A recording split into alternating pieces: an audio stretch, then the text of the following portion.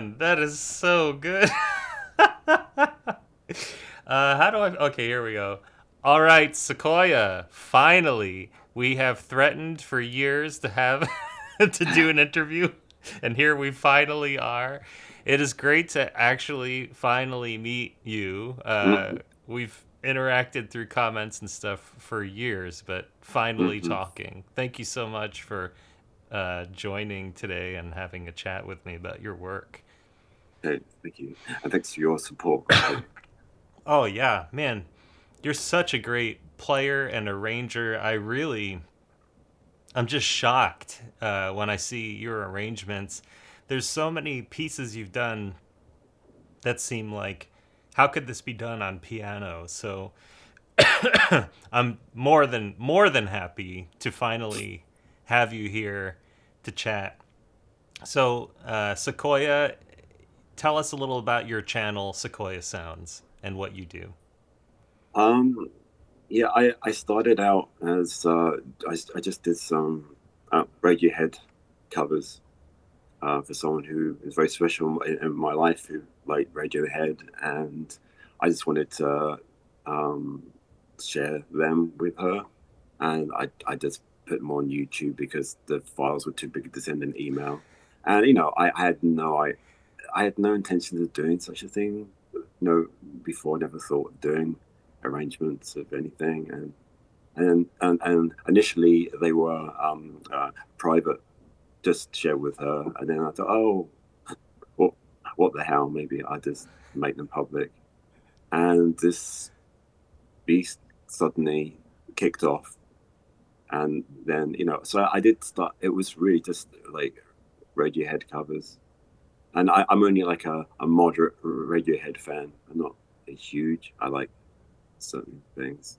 So I went off piste pretty quickly and thought, do you know what? I want to try and do some of the things that I enjoy listening to as well. So then yeah, Yeah, so there's just for like new people, if you look at Sequoia's channel, there's Meshuggah, Dillinger Escape Plan. I hate these stupid things. I tried turning them off. Anyway, there's so many different artists and songs that I just never thought would be possible. And I think I came across a Mr. Bungle cover that you had done maybe hmm 10 years ago, and I just looked through that video, the Ars Moriendi cover, and my okay. comment is at the top, and it's like 6 or 8 years ago or whatever it was. So it's funny to go re-enjoy a video, but yeah, it might have been that song because it is my hmm favorite Mr. Bungle song, Oh, and wow. Okay. you did such an incredible job. But yeah, for anyone checking out Sequoia Sounds, uh, it's full of extraordinary performances and just music that you never thought could be performed on piano. So, I'd love to hear your sort of approach to this, especially around song selection, because like I saw you did 43% Burnt by Right. Yeah. Dillinger Escape Plan. When you hear this, you don't think, oh, piano. Like how do you go about song selection, and then walk us through your actual arrangement process? But to be honest, I'm still learning about like how best to select.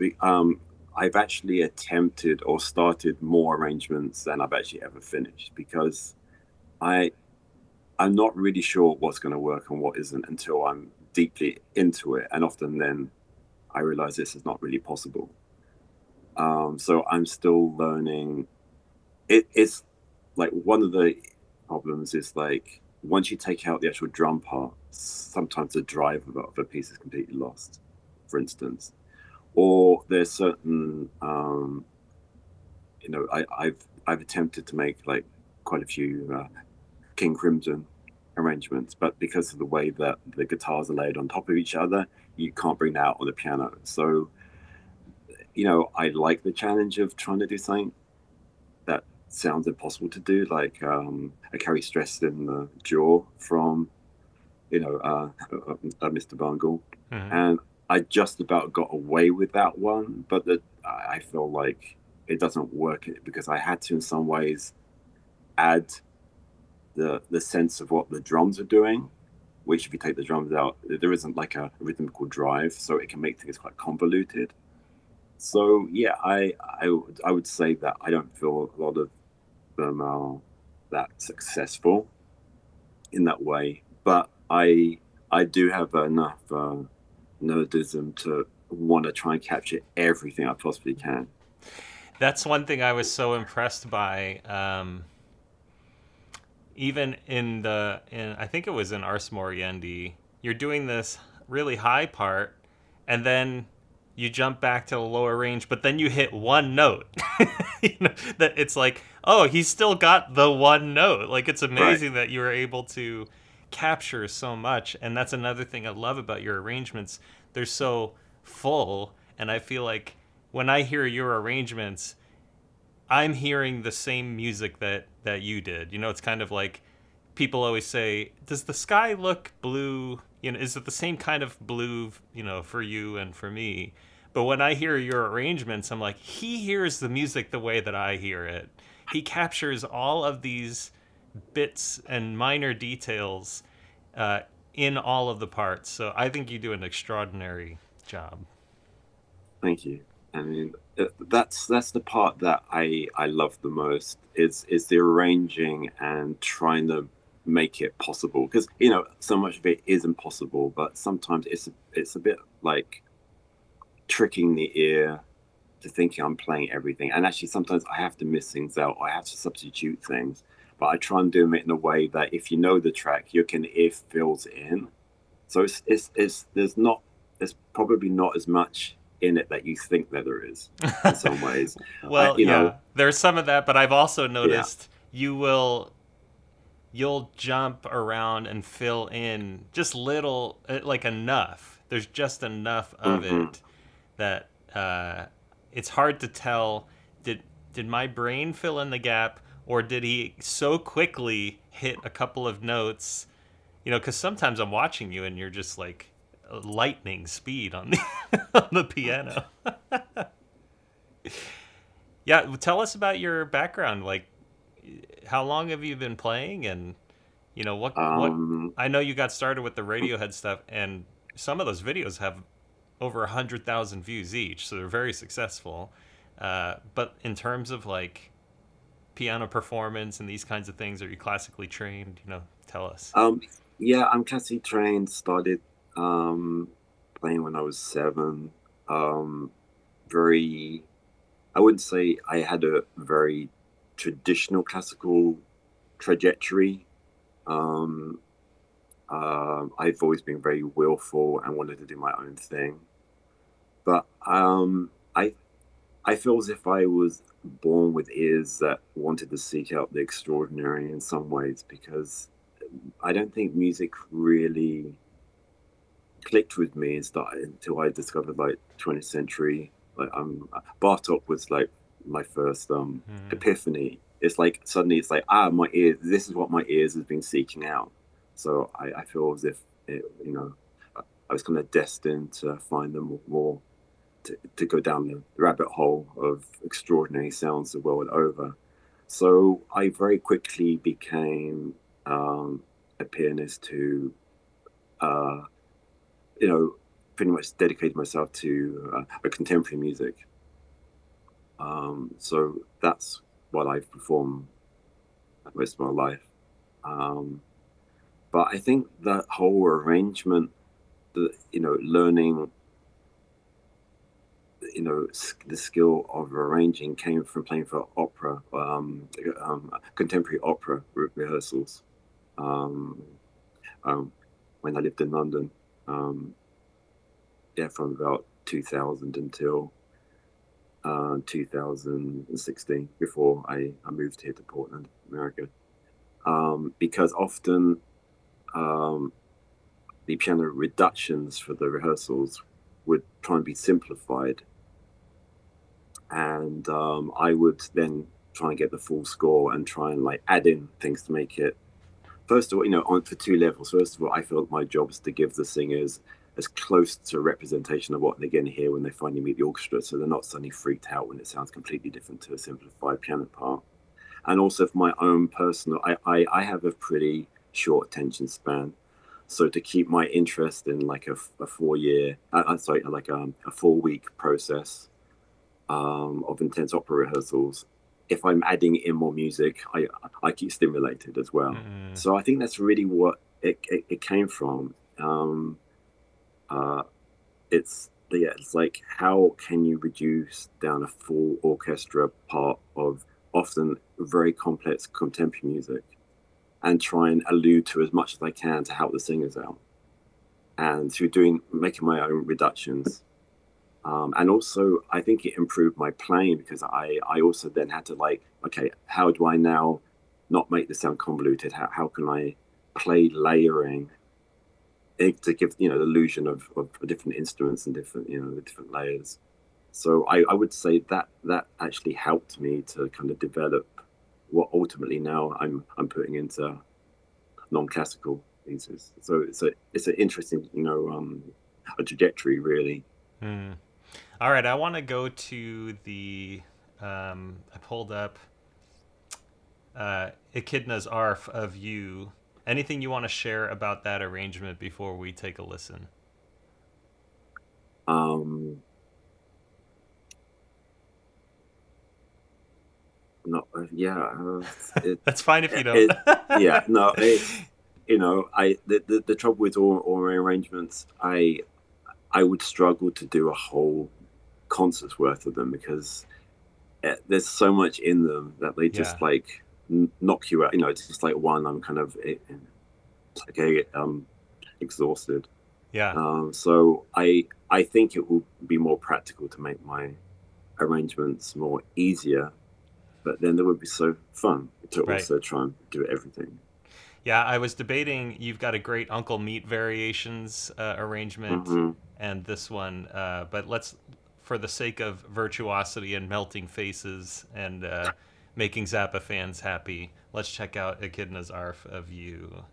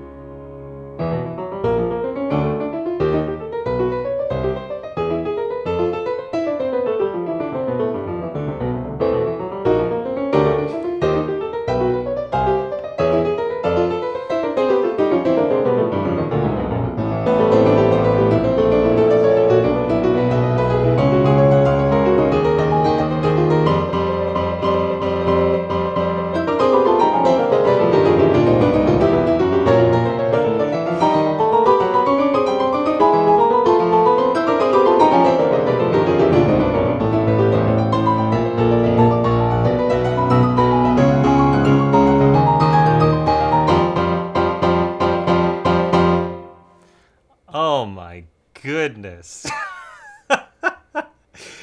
How on earth do you do that? Sequoia, you're unbelievable, man. Truly unbelievable. How can people support you and what you do? I do have on my YouTube. I think I have like a PayPal thing if anyone feels like donating.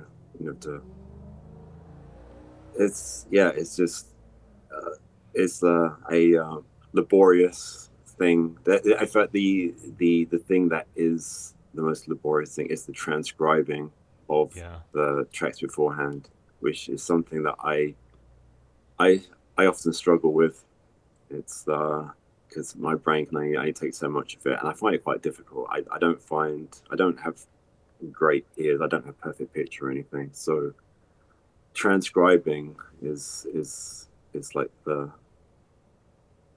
worst part. But once that's done, it turns into fun. It kind of goes from just hell to fun, then and then yeah.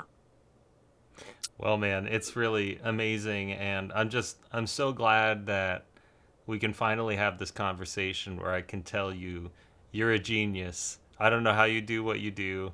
It's incredible, and I really hope other people see this and subscribe and share your videos. What is one that we can close on that you feel particularly, I don't know, proud of or surprised by, or one that was like especially challenging that you know the weird music fans will enjoy? Um, I guess one of the in fact the Dillinger Escape the actual revised version of 43 that has got the sheet music. Yeah, I've started to re-record some of my earlier ones as well as sharing the music, just because yeah, a lot of people have been confused, thinking, wait, this sounds like there's too much going on, that it can't be possible, and I must be overdubbing things. So I kind of wanted to show how it's possible to write them down, for those who are nerdy enough to want to look at such ridiculous scores. So yeah, I was really happy. It's one of the things I've been most happy with, the revised version of 43% Burnt that I released.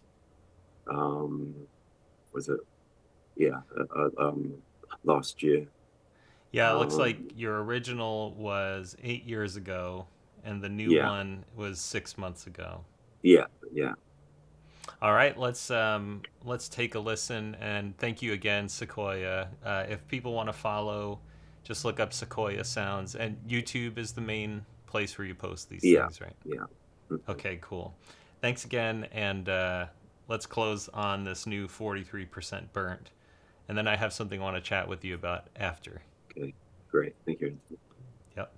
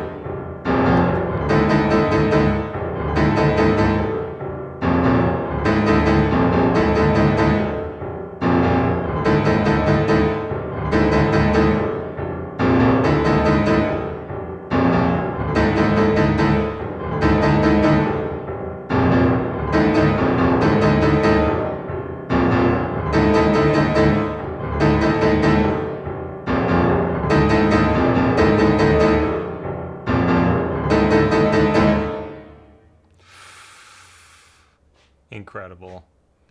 Incredible.